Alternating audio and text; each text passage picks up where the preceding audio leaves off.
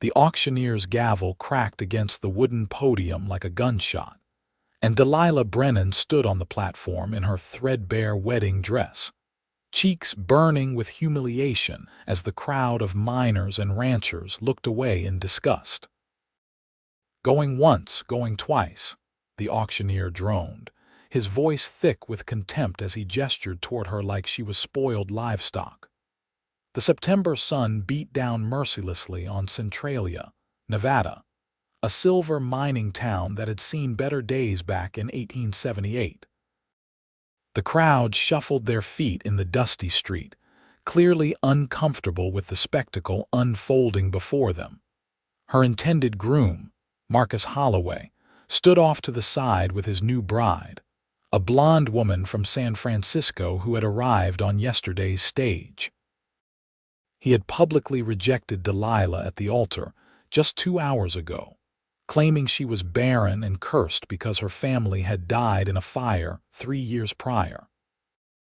The scandal had spread through town faster than wildfire, and now here she stood, being auctioned off to pay the debts her late father had accumulated.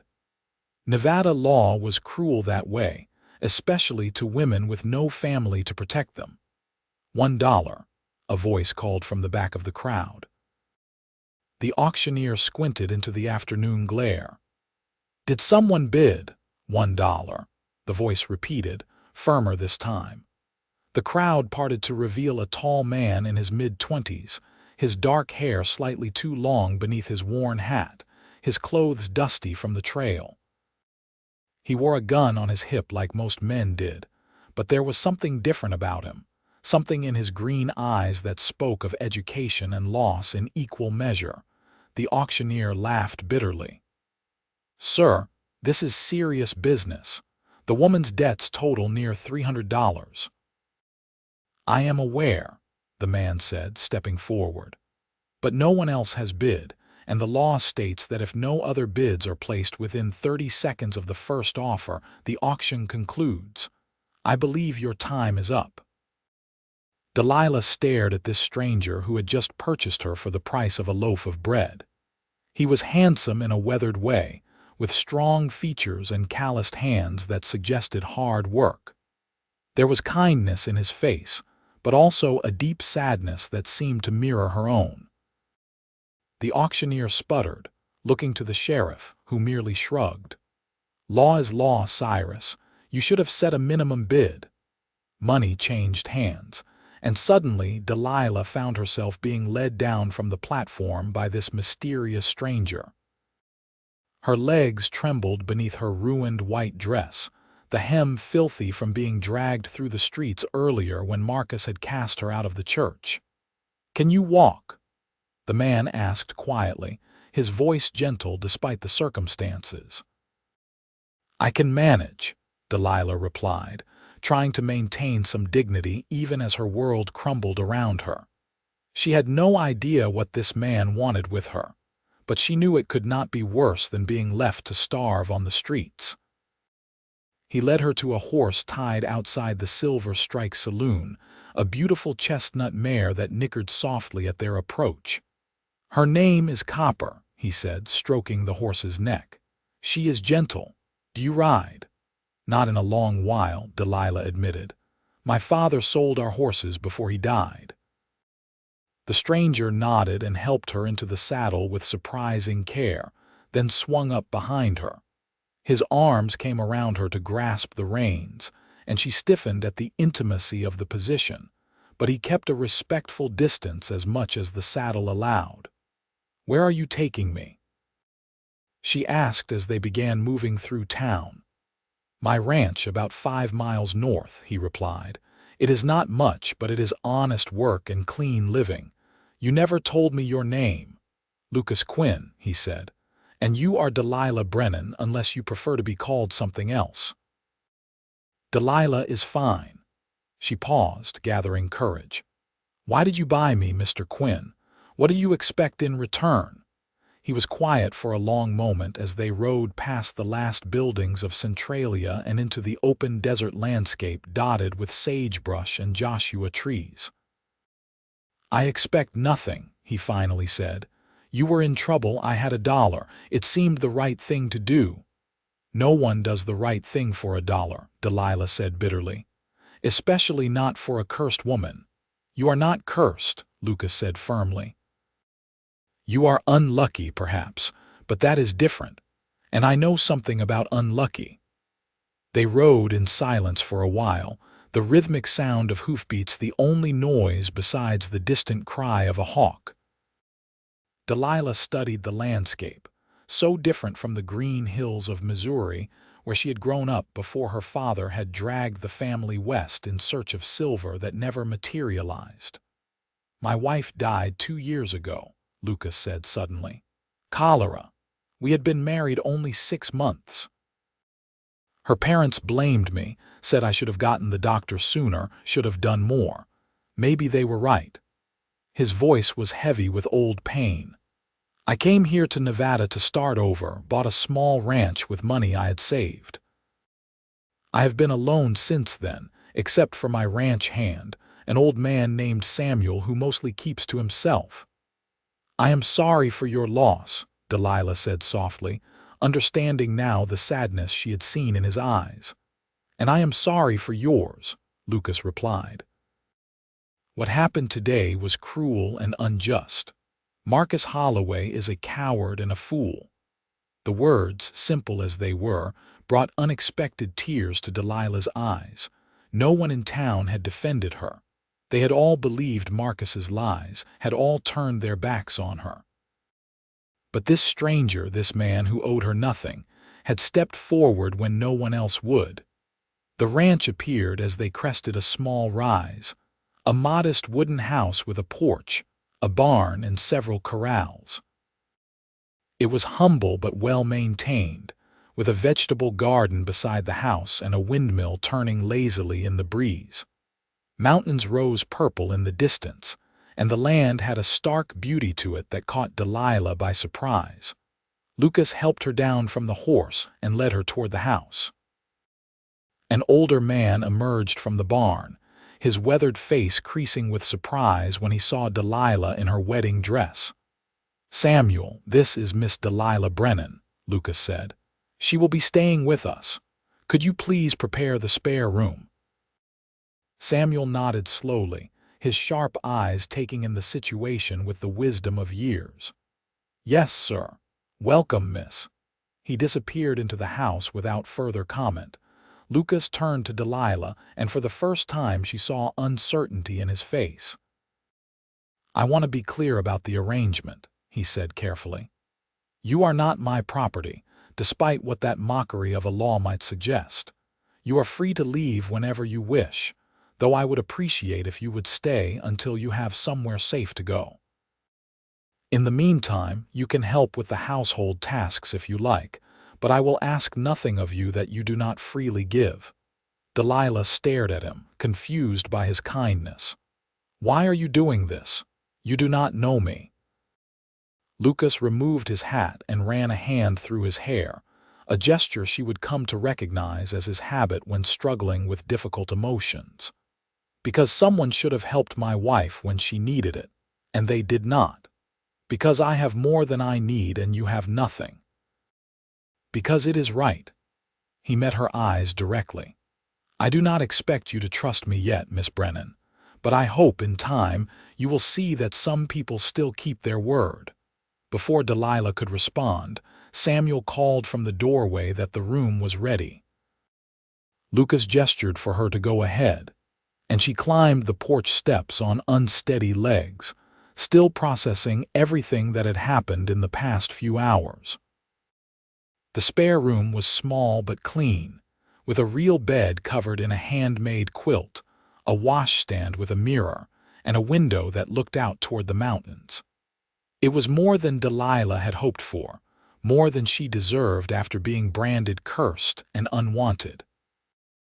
"There is water in the pitcher," Samuel said gruffly. "Supper will be ready in an hour. Nothing fancy, just beans and cornbread." "Thank you," Delilah managed, her voice barely above a whisper. After he left, she sat on the edge of the bed and finally allowed herself to cry, great shaking sobs that came from deep in her chest. She cried for her parents, dead 3 years now. She cried for the life she had thought she would have with Marcus, a life that had been a lie. And she cried for the fear and uncertainty of her future, tied now to a stranger who had bought her for $1. When the tears finally stopped, she washed her face in the basin and studied her reflection in the small mirror. She was 22 years old, with dark brown hair and blue eyes, neither beautiful nor plain, just ordinary. And yet Marcus had called her cursed, had shamed her in front of the whole town. The words still stung like fresh wounds. A soft knock at the door interrupted her thoughts. "Miss Brennan." "I brought you some clothes." Lucas's voice came through the wood. "They were my wife's. You do not have to wear them if it troubles you, but I thought you might want to get out of that dress." Delilah opened the door to find Lucas holding a neat stack of simple calico dresses, his eyes carefully averted from her tear-stained face. "Thank you," she said, taking the clothes. "That is very thoughtful." He nodded and turned to leave, then paused. "Miss Brennan, what happened to you today was not fair and it was not right, but you are safe here. I give you my word on that." After he left, Delilah changed out of the ruined wedding dress into one of the calico dresses, a soft blue color that fit reasonably well. She felt more like herself in regular clothes, less like the spectacle she had been made into. Supper was a quiet affair around a rough wooden table. Samuel had indeed made beans and cornbread, along with some fried potatoes.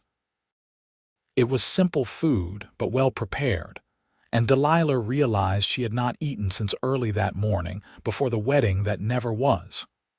"This is very good," she said to Samuel, who grunted acknowledgement but seemed pleased. Lucas asked her safe questions about where she had come from originally, carefully avoiding the topic of Marcus or the auction. Delilah found herself telling him about Missouri, about her father's dreams of striking it rich in the silver mines, about her mother's death from pneumonia their first winter in Nevada. "Your father must have loved you very much to bring you all this way," Lucas observed. "He did," Delilah agreed, "but love does not always translate to wisdom. He gambled away every cent we had, convinced the next claim would be the big one. When he died in a mining accident, I discovered he had debts I never knew existed."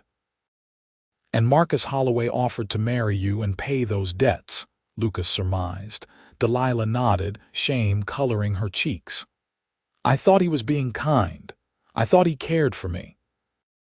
But he only wanted a woman to keep his house, and when that woman from San Francisco arrived with money of her own, I became inconvenient." "He is a fool," Samuel said gruffly, speaking up for the first time during the meal. "Any man can see you are worth more than that." The unexpected compliment brought fresh tears to Delilah's eyes, and she had to look away. After supper, she helped wash the dishes despite Lucas's protests that she should rest. It felt good to do something normal, something useful. Samuel disappeared to his small cabin behind the barn, and Lucas excused himself to check on the horses, leaving Delilah alone with her thoughts in the quiet house.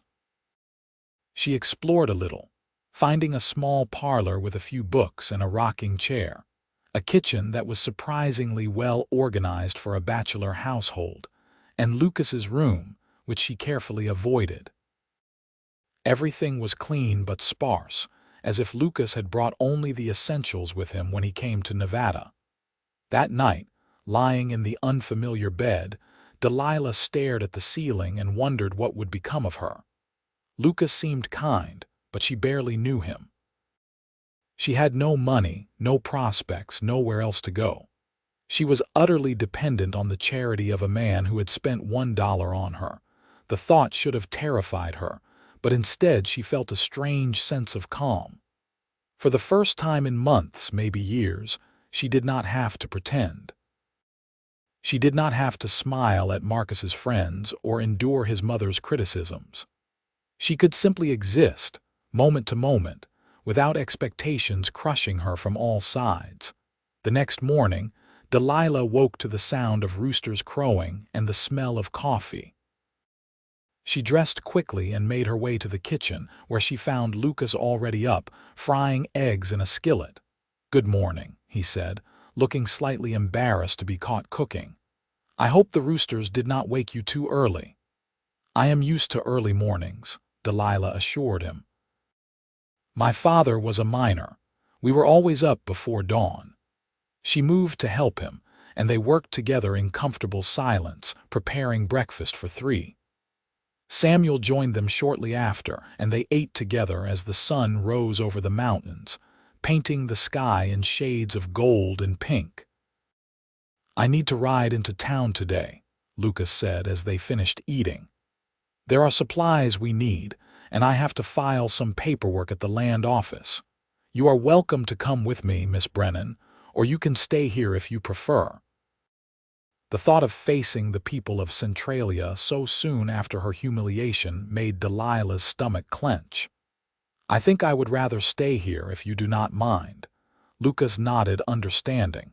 "Samuel will be here if you need anything. Make yourself at home." After Lucas left, Delilah found herself at loose ends.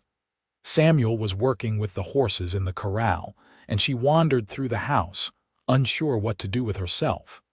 The place was clean enough, but there were small things that needed attention, things a woman's hand might address. She started with the kitchen, reorganizing the shelves and scrubbing down surfaces that had clearly not been properly cleaned in some time. Then she moved to the parlor, dusting and sweeping. She found a needle and thread and mended a tear in one of the curtains. The work felt good, purposeful.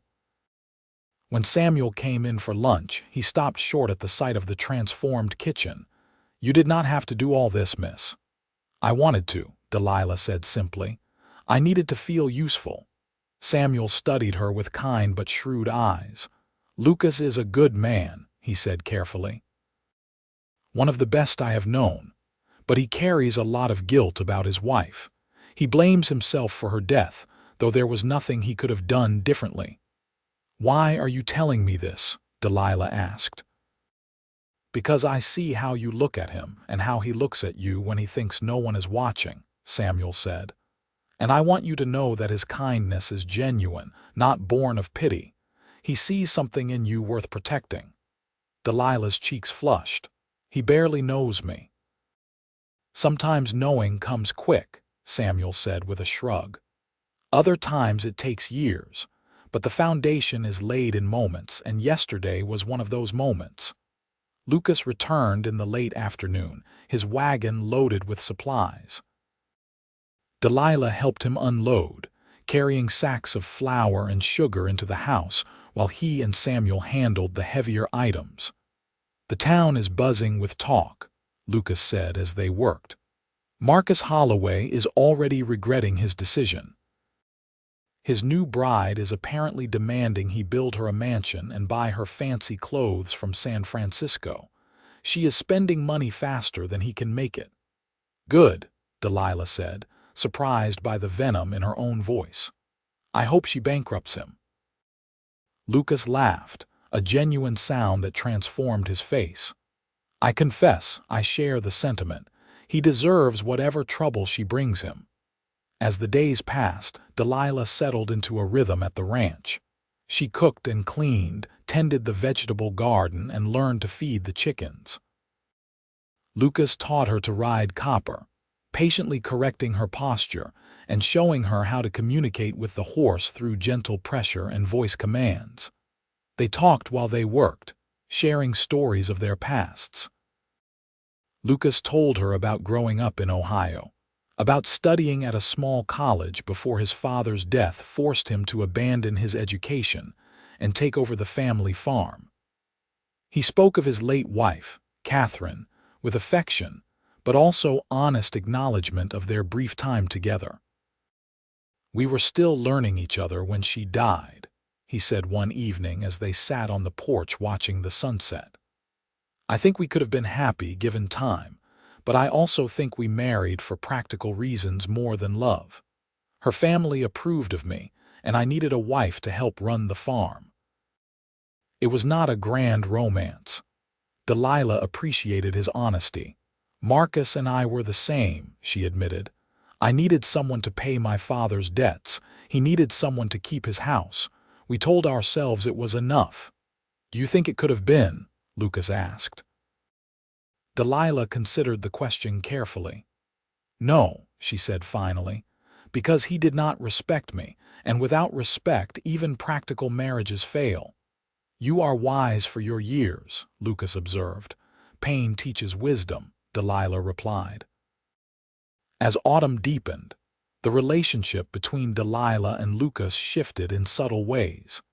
He began to linger at breakfast, talking with her about his plans for the day and asking her opinions on ranch matters. She found herself watching for his return when he went out to check the cattle, feeling a flutter of happiness when she spotted him riding across the range. Samuel noticed, of course, and said nothing, but Delilah caught him smiling to himself more than once. One October morning, Lucas asked Delilah to ride out with him to check on some cattle in the far pasture. She agreed eagerly, happy for the chance to spend time with him away from the house and Samuel's knowing eyes. They rode side by side across the beautiful Nevada landscape, the air crisp and cool, the sky impossibly blue. Lucas pointed out landmarks, telling her stories of the land and the people who had tried to tame it. He was a natural storyteller, and Delilah found herself laughing at his descriptions of the eccentric characters who populated the territory. When they reached the cattle, Lucas dismounted to check on a cow that appeared to be limping.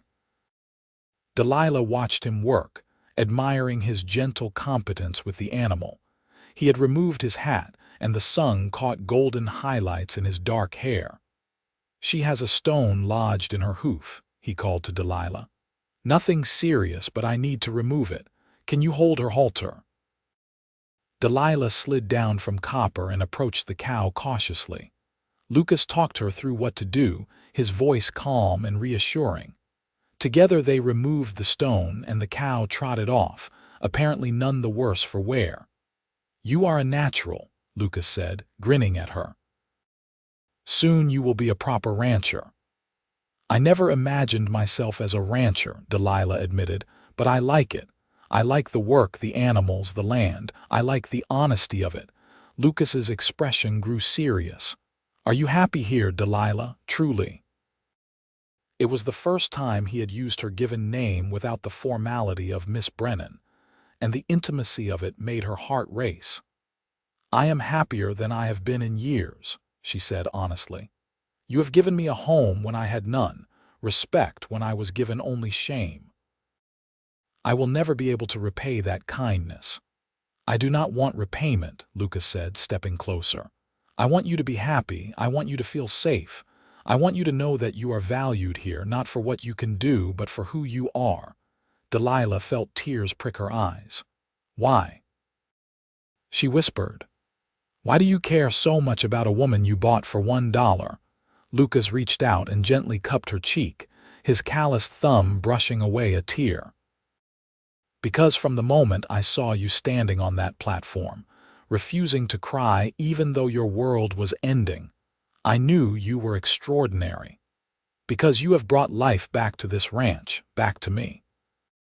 Because somewhere along the way, I stopped seeing you as someone who needed help and started seeing you as someone I cannot imagine living without." "Lucas," Delilah breathed, her hand coming up to cover his where it rested against her cheek. "You do not have to feel the same," he said quickly. "I know this is complicated. I know you have been through so much. I just needed you to know that you are worth more than gold to me, Delilah Brennan. You are priceless." Instead of answering with words, Delilah rose on her tiptoes and kissed him, pouring all her confused, hopeful, terrified feelings into that single gesture. Lucas responded immediately, his arms coming around her and pulling her close, the kiss deepening with mutual need and longing. When they finally broke apart, both were breathing hard. Lucas rested his forehead against hers, his eyes closed. "I have wanted to do that for weeks," he admitted. "So have I," Delilah confessed. "But I was afraid. Afraid you only saw me as a charity case. Afraid that what I was feeling was just gratitude." "And now?" Lucas asked, his green eyes searching hers.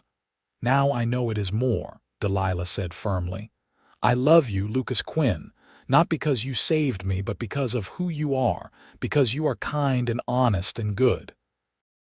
Because you make me laugh, because you see me, truly see me in a way no one else ever has." Lucas kissed her again, softer this time, reverent. "I love you too," he murmured against her lips. "I think I have since that first day, though I did not let myself acknowledge it."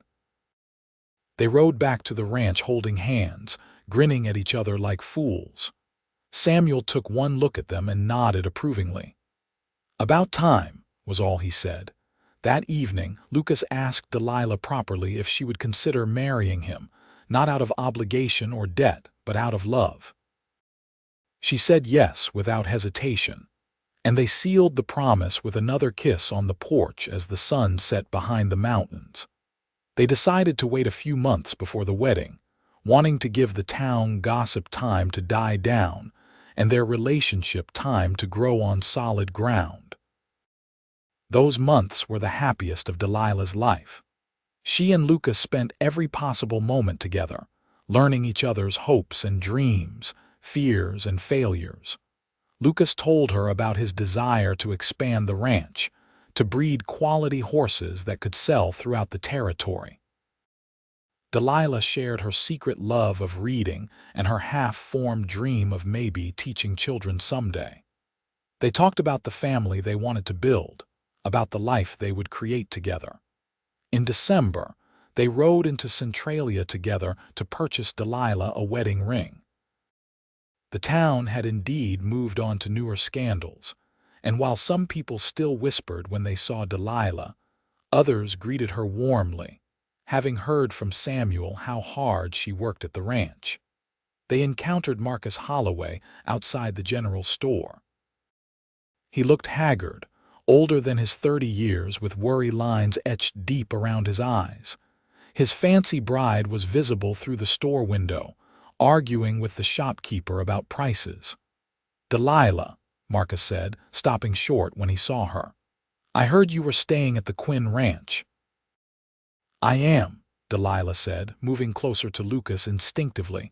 Marcus's eyes went to their joined hands and something like regret crossed his face. "I owe you an apology," he said quietly. "What I did was unconscionable. I let greed and ambition cloud my judgment. You deserved better." "Yes, I did," Delilah agreed, surprised by how little anger she felt. Marcus seemed like a stranger now, someone from another lifetime. "But it brought me to where I needed to be, so perhaps it worked out as it should." "You are marrying Quinn?" Marcus asked. "I am," Delilah confirmed, unable to keep the happiness from her voice. "Then you are a lucky woman," Marcus said. "He is a good man, far better than I proved to be." He tipped his hat and walked away, his shoulders slumped under the weight of his mistakes. "That must have been difficult," Lucas said as they watched him go. "Not as difficult as I expected," Delilah admitted. "I feel nothing for him now, not even anger. He gave me the greatest gift without knowing it. He set me free to find real love." They married on a cold January morning in 1879, in the small church where Delilah was supposed to have married Marcus. The same minister presided, but this time his words were joyful instead of pitying. Samuel stood up as Lucas's witness, and the minister's wife stood for Delilah. Delilah wore a simple green dress that Lucas had bought her for Christmas, with wildflowers in her hair despite the winter season. Lucas wore his best suit, looking handsome and nervous and completely in love. When the minister pronounced them husband and wife, Lucas kissed Delilah with such tenderness that several people in the small congregation wiped away tears. This was what a wedding should be, Delilah thought. two people choosing each other freely, without obligation or debt, simply because they could not imagine life apart. The reception was held at the ranch, with neighbors and friends gathering to celebrate. Even some of the people who had shunned Delilah after Marcus's rejection came, offering awkward apologies and sincere congratulations. Delilah accepted their words with grace, choosing forgiveness over bitterness. As the sun set and the guests began to leave, Lucas pulled Delilah onto the porch, wrapping his coat around her shoulders against the cold. "Happy Mrs. Quinn?" he asked, using her new name for the first time. "Deliriously," Delilah replied, snuggling into his warmth. "Though it still seems like a dream sometimes. 6 months ago I was being auctioned off like livestock. Now I am married to the man I love, with a home and a future.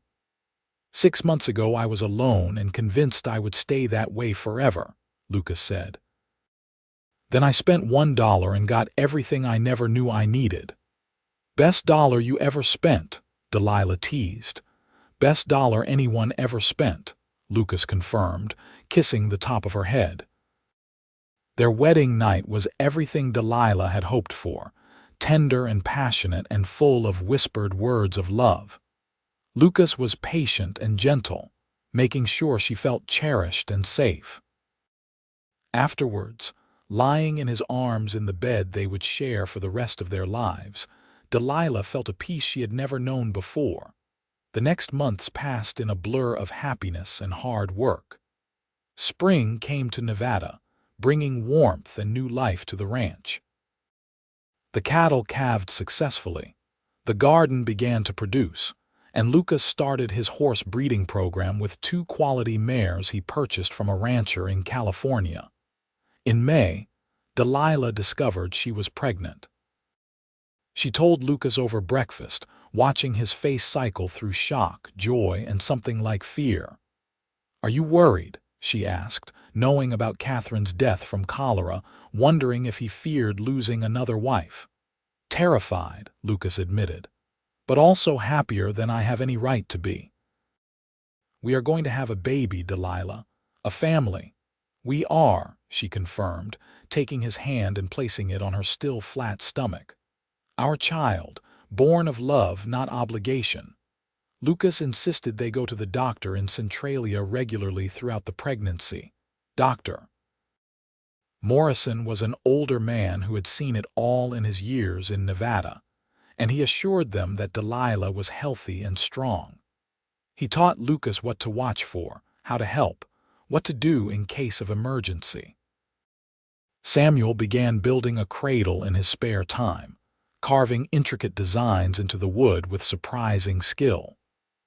When Delilah thanked him, he gruffly replied that every baby deserved a proper bed, but she saw the affection in his eyes.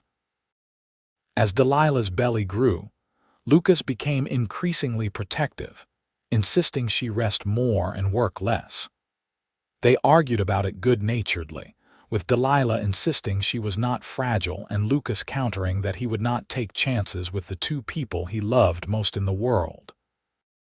One evening in late autumn, as they sat on the porch watching the sunset, Delilah felt the baby kick for the first time.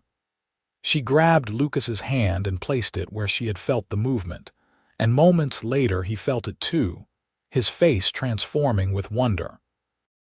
"That is our child," he said, his voice thick with emotion. "Our baby saying hello." "Hello, little one," Delilah murmured, rubbing her belly. "We cannot wait to meet you."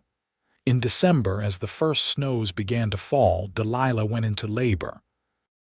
Lucas rode for the doctor while Samuel stayed with her, following the instructions Dr. Morrison had given them. The labor was long and difficult, lasting through the night and into the next day. Lucas returned with the doctor just as things were progressing to the final stages. He held Delilah's hand through the worst of it, murmuring encouragement and love, his own face pale with worry. Finally, as the winter sun climbed toward noon, their son was born, screaming his displeasure at the cold world he had entered. "Doctor."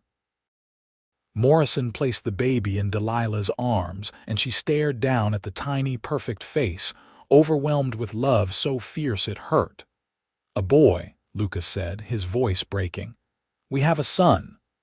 "What should we name him?" Delilah asked, looking up at her husband through happy tears. Lucas thought for a moment. "Daniel," he said, "after my father. Daniel Samuel Quinn, if you approve." "Daniel Samuel Quinn," Delilah repeated, smiling at Samuel, who stood in the doorway, his weathered face wet with tears. "It is perfect." The first months of parenthood were exhausting and wonderful in equal measure. Daniel was a good baby, healthy and strong, with his father's green eyes and his mother's dark hair.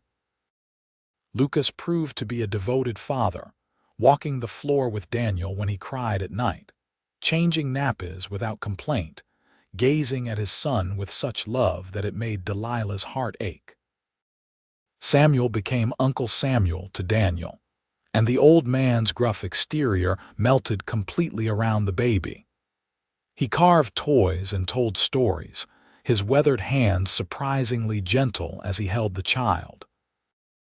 As spring returned to Nevada, and Daniel grew from infant to baby, Delilah reflected on how completely her life had changed. 2 years ago she had been desperate and alone, sold like property to settle debts.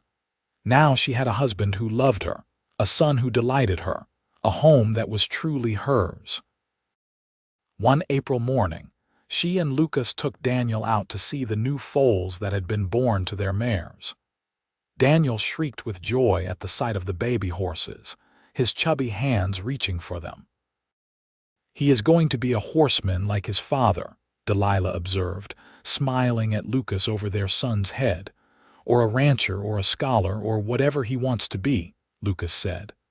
"As long as he is happy and kind, I will be proud of him."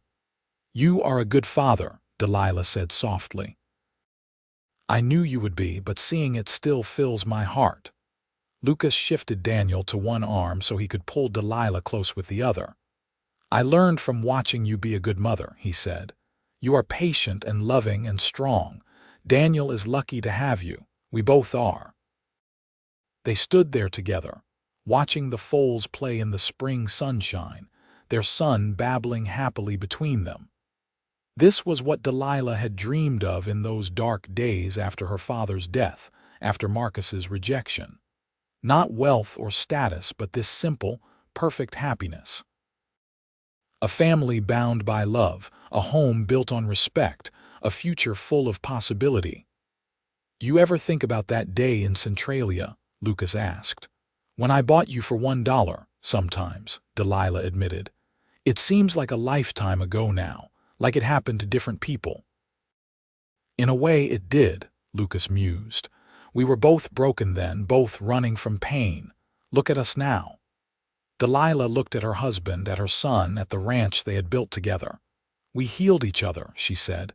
"You gave me a home when I had none. I gave you a reason to live again instead of just existing."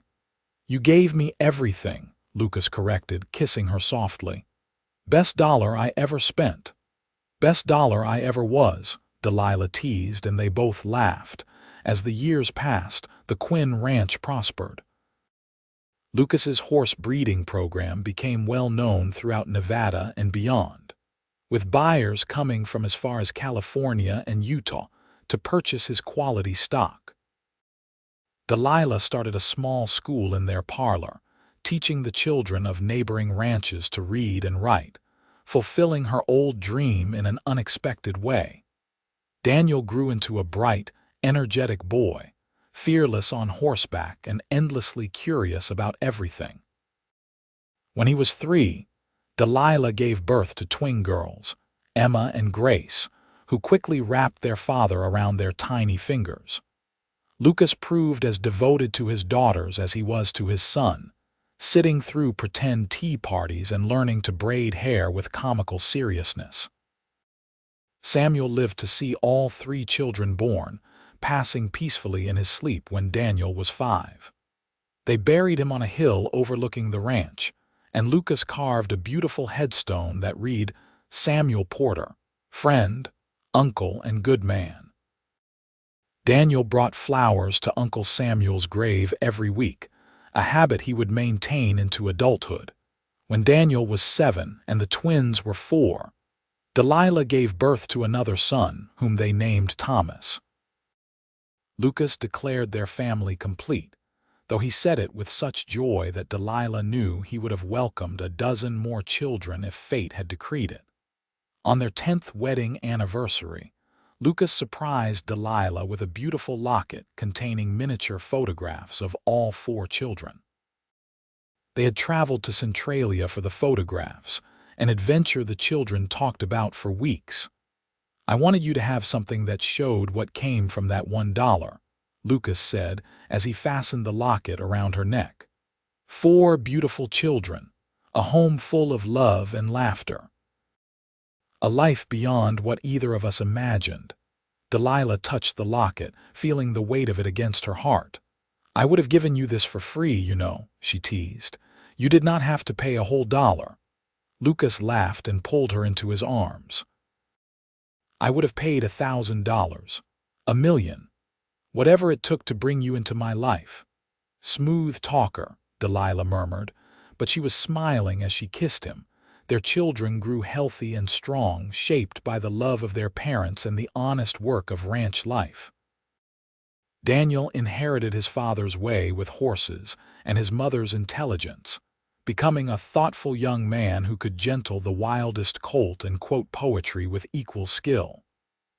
The twins, identical in appearance but opposite in temperament, brought constant energy and joy to the household. Emma was bold and adventurous, while Grace was gentle and artistic. Thomas, the baby, seemed to be a perfect blend of all his siblings, adaptable and easygoing. Marcus Holloway eventually left Centralia, bankrupt and divorced, chasing new dreams in Colorado. Delilah heard the news without satisfaction or vindication, merely a slight sadness for a man who had let greed destroy his life. She had Lucas and her children, her students and her home. What Marcus did, or where he went, no longer mattered to her. The town of Centralia changed over the years, too. The silver began to run out, and many families moved on to new prospects. But Lucas had diversified into horses and cattle, making the ranch independent of the mining economy. They became pillars of the community, respected and admired. On their 20th anniversary, Lucas organized a celebration at the ranch, inviting all their friends and neighbors. Delilah wore a new blue dress, and Lucas presented her with a deed. "What is this?" she asked, unfolding the paper. "Half the ranch is now in your name," Lucas said. "It always should have been. We built this together, and you deserve to own it equally." Delilah stared at the document, tears streaming down her face. In 1899, few men would think to put property in their wife's name, but Lucas had never been like other men. From the moment he spent $1 to save her, he had treated her as an equal partner, not a possession. "Thank you," she whispered, throwing her arms around him. "For this, for everything, for 20 years of happiness I never thought I would have." "Thank you for saying yes," Lucas replied. "For taking a chance on a lonely rancher who paid $1 for the privilege of knowing you." Their children, now ranging from Daniel at 17 down to Thomas at 10, gathered around them, joining in the embrace. This was their family, built on love and respect, tested by hardship but strengthened by it. This was what Delilah and Lucas had created together from the ashes of their separate losses. As the party continued around them, Delilah and Lucas slipped away to the porch, their favorite spot for watching sunsets and talking about life. The Nevada sky was painted in brilliant oranges and purples, the mountains standing sentinel in the distance. "Do you ever wonder what would have happened if you had not bid on me that day?" Delilah asked, a question that had occurred to her occasionally over the years. Lucas was quiet for a moment. "I try not to," he admitted. The thought of you in danger, of never knowing you, of our children never being born, it is too painful to contemplate. I would have found a way to survive, Delilah said. I am stronger than I knew back then, but it would have been a smaller life, a harder life. You gave me room to grow, to become who I was meant to be. You did the same for me, Lucas said. I was existing, not living, going through motions without purpose. You brought me back to life, Delilah. You and our children, this family we built, that is worth more than all the gold in Nevada. They sat in comfortable silence, watching the day fade into night. Inside, they could hear their children laughing, the sounds of a party in full swing. This was their legacy, Delilah thought. Not just the ranch or the horses or the land, but this family, this love, this proof that the worst moments of life could lead to the best. I love you, she said, taking Lucas's hand. As much now as I did 20 years ago. More, perhaps, because now I know how rare this is, what we have. I love you too, Lucas replied. My wife, my partner, my best investment, Delilah laughed. $1 well spent, the best dollar in the history of dollars, Lucas confirmed and kissed her as the stars began to appear in the darkening sky. As the years continued to pass, Daniel grew into a fine young man who took over more responsibilities on the ranch. At 21, he married a schoolteacher from Carson City, a clever young woman named Margaret who fit seamlessly into the Quinn family. They built a house on the far end of the ranch property, and within a few years presented Lucas and Delilah with their first grandchildren. The twins, at 18, were pursuing different paths. Emma had shocked the family by announcing her intention to study veterinary medicine, an almost unheard of ambition for a woman in 1907. But Lucas, who had always encouraged his daughters to dream big, found her a progressive college in California that would accept female students. Grace, meanwhile, had real talent as an artist and was planning to study painting in San Francisco. Thomas, at 14, was still finding his way, showing aptitude for business and numbers that suggested he might eventually handle the financial side of the ranch. Lucas, now in his early 50s, remained vigorous and active, though Delilah noticed he tired more easily than in years past. His hair had gone silver at the temples, giving him a distinguished look that she found impossibly attractive. Her own dark hair now held threads of gray, and her face showed the lines of a life well lived, but Lucas still looked at her like she was the most beautiful woman in the world. One spring evening, as they sat on their beloved porch watching yet another sunset, Lucas took Delilah's hand. I have been thinking, he said slowly. That is always dangerous, Delilah teased. Lucas smiled but continued seriously. I have been thinking about how quickly time passes. Daniel is married with children of his own. The twins are leaving for school. Thomas will be grown before we know it. And I realize I have never properly thanked you for the life you gave me. Lucas, you do not need to thank me, Delilah protested. We gave each other this life. Let me finish, Lucas said gently. That day in Centralia, when I saw you standing on that platform, I made a split-second decision to bid. I told myself I was doing the right thing, helping someone in need. But the truth is, something in me recognized you, knew you were meant to be in my life. I spent $1 and I received everything. A wife who is my equal and my partner, children who make me proud every day, a home full of love, grandchildren, a legacy, all from $1 and one brave woman who took a chance on a stranger. Delilah felt tears welling up. Even after all these years, Lucas could still move her to tears with his words. You were my salvation, she said softly. Not just physically, but emotionally, spiritually. You saw me when everyone else looked away. You valued me when I had been declared worthless. You loved me when I thought I was unlovable. That is a gift beyond price. So we saved each other, Lucas said, pulling her close. Two broken people who became whole together. Two broken people who built something beautiful, Delilah agreed. They sat together as night fell over the ranch, wrapped in each other's arms, surrounded by the life they had created. Inside, they could hear Thomas practicing piano, a sound that always made Delilah smile.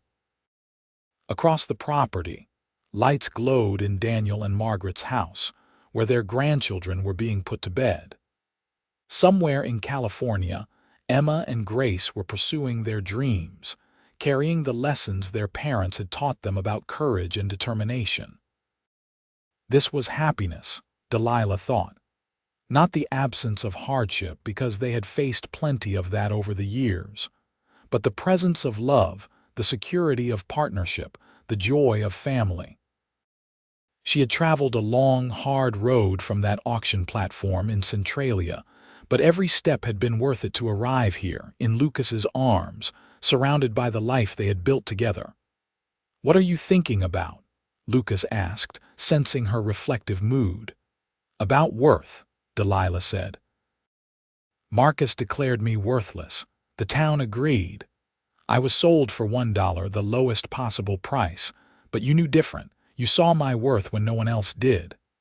"The town was full of fools," Lucas said firmly. "You were never worthless. You were priceless. You still are." "We are both priceless," Delilah corrected. "Together, we are worth more than all the gold in Nevada, all the silver in the mines. We are worth more because we chose love over bitterness, hope over despair, each other over loneliness." Lucas kissed her forehead, a gesture of tenderness that still made her heart flutter even after more than 20 years of marriage. "I would do it all again," he said. "Every moment, every choice, every challenge, as long as it led me to you." "And I would stand on that platform again," Delilah replied. "Would endure the shame and fear, knowing you were in the crowd about to change my life forever." They stayed on the porch long into the night, talking and dreaming and planning for the future. They discussed improvements to the ranch, strategies for expanding the horse breeding program now that Daniel was taking over more responsibility. They talked about visiting Emma and Grace in California, about helping Thomas find his path. They reminisced about the past and anticipated the future, partners in every sense of the word. When they finally went inside, the house was quiet, Thomas having gone to bed hours ago. They climbed the stairs together, hand in hand as always, and prepared for bed in the comfortable routine of long marriage. As Delilah brushed out her hair, she caught Lucas watching her in the mirror. "What?" she asked, smiling. "Just appreciating my good fortune," he said. "Best dollar I ever spent." It had become their private joke over the years, a touchstone of their history. But beneath the humor was genuine gratitude and wonder at how a single moment, a single dollar, had changed two lives so completely. "Best dollar you ever spent," Delilah agreed, turning to kiss him. "And I proved to be quite the bargain." "You proved to be priceless," Lucas corrected, pulling her close. "More valuable than gold, more precious than silver, more cherished than anything else in this world." That night, as they lay together in the darkness, Delilah reflected on the journey that had brought her here. From orphan to auction block to beloved wife and mother. From worthless to priceless. From despair to hope. From that one terrible day in Centralia to this perfect moment in her husband's arms. "Lucas," she whispered into the darkness. "Yes, love. Thank you for seeing my worth." "Thank you for showing me mine," he replied. And as they drifted off to sleep, wrapped in each other's arms as they had been for over 2 decades, Delilah knew that some investments paid dividends far beyond what could ever be measured in dollars and cents. Lucas had invested $1 and a leap of faith. In return, he had received a lifetime of love, a family, a legacy. And Delilah, rejected and discarded by a cruel man and a crueler society, had found her true value in the eyes of someone who mattered. Years continued to pass with the gentle rhythm of ranch life. Emma became one of the first female veterinarians in the West, eventually returning to Nevada to open a practice in Carson City. She married a fellow veterinarian, and their wedding was a joyful celebration of two people who shared passion for their work and for each other. Grace made a name for herself as a painter, her landscapes of Nevada and California showing in galleries throughout the West. She married a fellow artist, and they divided their time between San Francisco and regular visits to the ranch. Thomas, true to his early aptitude, studied business and became instrumental in modernizing the ranch operations. He negotiated contracts with buyers back east, managed the books, and invested wisely, ensuring the Quinn Ranch would prosper for generations to come. At 22, he married a banker's daughter from Carson City, a sharp-minded woman who became his equal partner in business just as Delilah was Lucas's equal partner in life. Daniel and Margaret had 5 children in total, keeping the ranch house lively with the sounds of grandchildren. Lucas was in his element as a grandfather, patient and playful in ways that sometimes surprised Delilah, though she probably should have expected it. He taught the grandchildren to ride, to care for animals, to appreciate the land.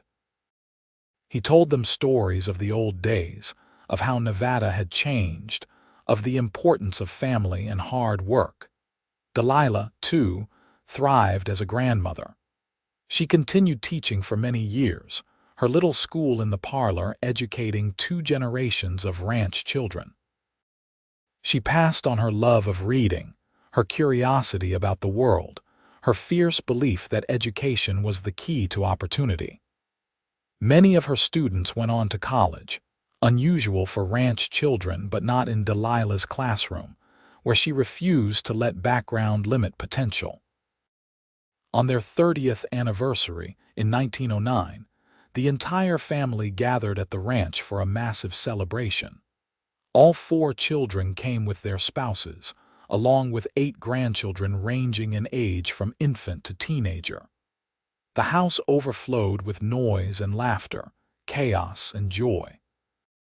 Lucas, now 54 and still handsome despite the silver in his hair, stood to make a toast at the anniversary dinner. 30 years ago, I made the best business decision of my life, he began, and the family laughed, knowing the story well. I invested $1 in my future, and that future exceeded my wildest dreams. Delilah, you have been my partner, my love, my conscience, and my joy. You gave me 4 incredible children and through them, 8 perfect grandchildren so far. You built this family with me, this legacy. Everything good in my life traces back to you, to that day in Centralia when I spent $1 and gained the world. Delilah stood as well, her eyes misty. Lucas saw my worth when no one else did, she said, her voice carrying clearly through the crowded dining room. He gave me safety when I had none, respect when I had been given only shame, love when I thought I was unlovable. Every day for 30 years, he has proven that value is not determined by price or circumstances, but by the depth of character and the capacity for love. I was sold for $1, but this man made me feel priceless, and together, we created this. She gestured to the table full of children and grandchildren at the family they had built from nothing. There was not a dry eye in the room as Lucas and Delilah kissed, their children and grandchildren applauding. This was their legacy, more valuable than any amount of gold or silver. This love, this family, this proof that the worst circumstances could transform into the greatest blessings. As the celebration continued late into the night, Daniel pulled his parents aside. Mother, Father, Margaret, and I have been discussing something, and we want to share it with you. Of course, son, Lucas said, his arm around Delilah's waist. "We want to name our newest baby after you both," Daniel said. "If it is a boy, Lucas Brennan. If it is a girl, Delilah Catherine, honoring both mothers." Delilah clasped her hands to her mouth, overcome with emotion. Lucas's eyes grew wet, and he pulled his son into a fierce embrace. "That would be a great honor," he managed. "You two gave us everything," Daniel said. "A home, a family, an example of what marriage should be. This is the least we can do to honor that." 3 months later, Delilah Catherine Quinn was born, a beautiful baby girl with her grandfather's green eyes. Delilah held her tiny namesake and marveled at how life came full circle. From that terrible day on the auction block to this moment, holding her granddaughter, seemed like a journey spanning lifetimes. Yet it was only 30 years, 3 decades that had held more joy than Delilah had ever dreamed possible. Lucas and Delilah aged gracefully together, their love deepening with each passing year. They remained active in ranch operations well into their 60s, though they gradually transferred more responsibility to Daniel and Thomas. The ranch prospered under the younger generation's management, expanding and modernizing while maintaining the values Lucas and Delilah had established. On their 40th anniversary in 1919, they took a rare trip away from the ranch, traveling by train to San Francisco to visit Grace and her family. The city amazed them with its size and energy, so different from the wide, open spaces of Nevada. But after 2 weeks, they were both homesick for the ranch, for the mountains and desert, for the rhythm of life they had built together. "I suppose we are old ranch folk now," Delilah said as their train carried them back toward Nevada. "The city was exciting, but it is not home." "Home is wherever you are," Lucas replied, taking her hand. "But I admit, I miss the space, the quiet, the stars at night." They were in their mid-60s now, with the marks of age on both of them. Lucas moved a bit slower, his joints stiff from decades of hard work. Delilah's hair had gone completely silver, and she needed reading glasses for her beloved books. But their love remained young, vibrant, as fresh as it had been that day Lucas first kissed her in the pasture. Back at the ranch, they settled into a new rhythm. Lucas spent hours with his grandchildren, passing on his knowledge of horses and land management. Delilah continued to teach, though her school was smaller now, just a handful of the youngest grandchildren. They took long walks together in the evenings, hand in hand, talking about everything and nothing. One summer evening, as they sat on the porch watching yet another spectacular Nevada sunset, Lucas turned to Delilah with a serious expression. "I want you to promise me something." "Anything," Delilah said, concerned by his tone. "When I am gone, I want you to keep living," Lucas said. "Really living, not just existing. Travel if you want to. Spend time with the children and grandchildren. Do not lock yourself away in grief." "Lucas, do not talk like that," Delilah protested, though she knew they were both getting older, that the future was uncertain. "I am serious, Delilah," he continued. "I lost Catherine and spent 2 years barely alive, just going through motions.